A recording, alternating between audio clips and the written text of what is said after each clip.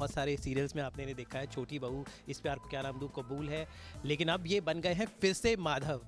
तो माधव यानी कृष्णा, और इस कृष्णा के साथ आपका एक स्पेशल कनेक्शन, एक बार फिर से कृष्णा आपकी लाइफ में आ गए हैं, तो इस बार क्या कौन सा कृष्णा का रूप आपने धारण किया है?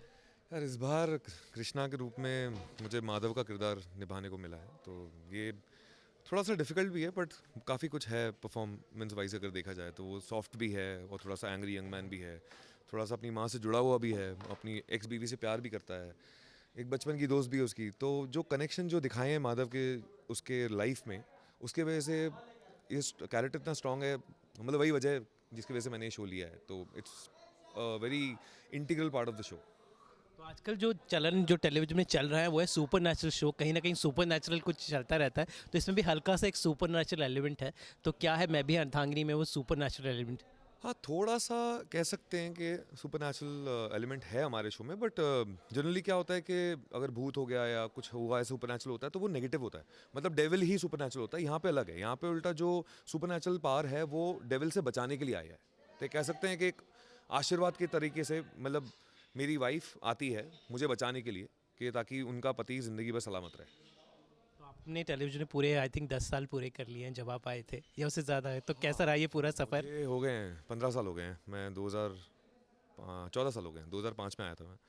तो हाँ, मतलब काफ़ी लंबा सा सफ़र है और सफरिंग कम हुई है, सफ़र अच्छा है।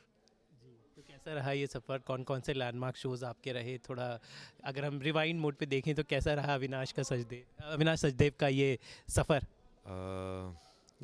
सबसे पहला जिसने मेरी लाइफ चेंज कर दी थी वो छोटी बहू शो था, और आज भी मैं कहीं भी जाता हूँ, जैसे जयपुर भी आया हूँ, तो लोग मुझे देव के नाम से या छोटी बहू के नाम से जानते हैं। वो एक लैंडमार्क था, उसके वजह से मुझे एक और बार मौका मिला था इस प्यार को क्या नाम दूँ में, जिसने वापस मेरी एक थोड़ी सी इमेज चेंज कर दी थी इंडस्ट्री में, क्योंकि मैं बहुत ही गुडी बॉयज़ में आता था। तो उसके बाद फिर जब वो एंग्री यंग मैन का कैरेक्टर मिला तो इमेज चेंज हो गई, मुझे भी अच्छा लगा कुछ और करके। अब जाके माधव मिला है, कह सकते हैं कि माधव कॉम्बिनेशन है देव और श्लोक का, तो क्यूटनेस भी है और स्ट्रॉन्ग भी है।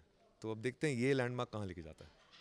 तो ख़ास बात यह है कि शो की शूटिंग हो रही है जयपुर में, मुंबई में नहीं हो रही है, तो लेकिन कितना मुश्किल होता है एक्टर को जनरली, बिकॉज मुंबई हब होता है शूटिंग का, तो ये आपके लिए भी एक डिटोर है कि मुंबई छोड़ के यहाँ पर आ गए हैं, यहीं पे बसे हुए हैं, शूटिंग कर रहे हैं? ये सच बताऊं तो जब सुबह सेट पे आ जाते हैं तो उसके बाद फील नहीं होता कि मैं जयपुर में हूँ या बॉम्बे में हूँ, क्योंकि काम है, मैं कहीं भी करूँ। मेकअप वहाँ भी होता था, शूटिंग यहाँ भी होती थी, एक्शन यहाँ भी होता है, पैकअप यहाँ भी होता है। एक बार जब घर चले जाते हैं तो बॉम्बे से ज़्यादा बॉम्बे मिस नहीं करता हूँ मैं, बट वहाँ के लोग मिस करता हूँ, जो मेरे दोस्त हैं, जो मेरी फैमिली बन गई है अब इतने 14 साल में बॉम्बे में, मैं उनको मिस करता हूँ। बॉम्बे की एक अलग वाइब है, बहुत हैवी वाइब है वहाँ पे, कब दिन शुरू होता है ख़त्म हो जाता है पता नहीं चलता। यहाँ की एक रिलैक्स वाइब है, यहाँ काम भी सब रिलैक्स कर रहे होते हैं, उसको बोलो कुछ ले आ, हाँ आ रहा हूँ, अरे आ रहा हूँ। मतलब हम बॉम्बे वालों को आदत है कि हर चीज़ ऐसे फास्ट हो रही होती है, लोकल ट्रेन जैसी। यहाँ पे सब चिल्ड वाइब है यहाँ पे सबकी। तो माधव के लुक की बात करें तो किस तरह का आपका गेटअप है, कॉस्ट्यूम्स किस तरह के पहने हैं, किस तरह की स्टाइलिंग है? थैंकफुली मतलब उसको इंडियन भी दिया गया है और वेस्टर्न भी दिया गया है, तो ऐसा एक कोई पर्टिकुलर जैसे लुक होता है ना, लुक तो वैसे जैसे हम कैसे जनरली लाइफ में हर चीज़ पहनते हैं, हम कुर्ता पैजामे पहनते हैं और शर्ट पैंट भी पहनते हैं, तो थैंकफुली माधव को भी सारी स्टाइलिंग दी गई है, भले वो कुर्ता पैजामा हो, भले वो वेस्टर्न हो या भले कैजुअल्स हो। तो practically it sounds very nice to me कि सारे तरीके के लुक दिए गए हैं। तो अब मैं आपसे जानना चाहूँगा को स्टार्स के बारे में, एक तरफ सीनियर एक्ट्रेस हैं दीपशिखा, देन 2 नई लड़कियां हैं, तो किस तरह की पूरा आपका ये नया परिवार के बारे में थोड़ा सा बताएं, अपने सह कलाकारों के बारे में? ये दीपशिखा जी तो मतलब अब जाके मौका मिला उनके साथ काम करने का, और अभी हमारी काफ़ी अच्छी बॉन्डिंग होती रहती है सेट पे। वो मुझे बताती है, वो भी लियो हैं, मैं भी लियो हूँ, तो हम दोनों लियो का अलग ही चल रहा होता है। ऊपर से हमारे कैमरामैन जो हनीफ भाई, जो मेरे साथ इतने सारे शोज़ में रह चुके हैं, छोटी बहू में थे, इस प्यारो क्या नाम दूँ में थे, अब इस शो में भी वही है मेरे साथ। तो ऑन कैमरा भी मेरे दोस्त हैं और ऑफ कैमरा भी मेरे दोस्त हैं। ये जो सेट है थोड़ा इसके बताएं, हवेली जो क्रिएट की गई है, थोड़ा सा इसका टूर दे दें, क्या खास है, क्या किस तरह से बनाया? अगर आप बाहर से देखो तो कोई सोच नहीं सकता कि इसके अंदर हवेली होगी, तो बड़े से ही कमर्शियल सेटअप के अंदर अंदर आके कोई ऐसे देखता है तो सरप्राइज हो जाता है कि यार ये हवेली ऐसे कमर्शियल, बाहर से ऐसे कोई बिल्डिंग जैसा लग रहा होता है। सो वैसे देखा जाए तो बॉम्बे से काफ़ी अलग सेटअप है, ऐसा होता नहीं है, तो हाँ इतना खुलापन नहीं होता, तो सब कुछ बेटर है, बेटर एयर, बेटर पीपल।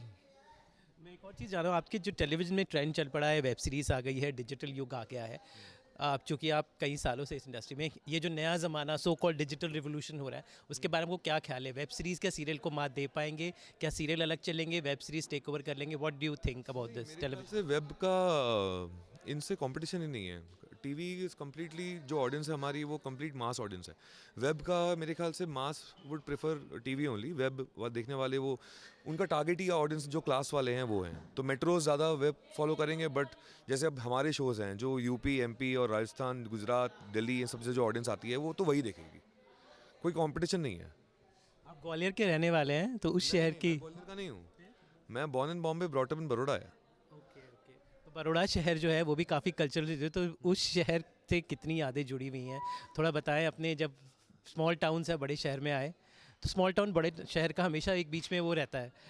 तो व्हाट डू यू थिंक, जो छोटे शहर के लोग आते हैं उनके सपने ज़्यादा बड़े होते हैं? मतलब एक मैं फिनोमेना की बात कर रहा हूँ, मुंबई में लोग आते हैं जनरली, बाहर के लोग आते हैं यहाँ पे आके बढ़ते हैं, तो आपको ऐसा था, सपना देखा था आपने जो पूरा हुआ?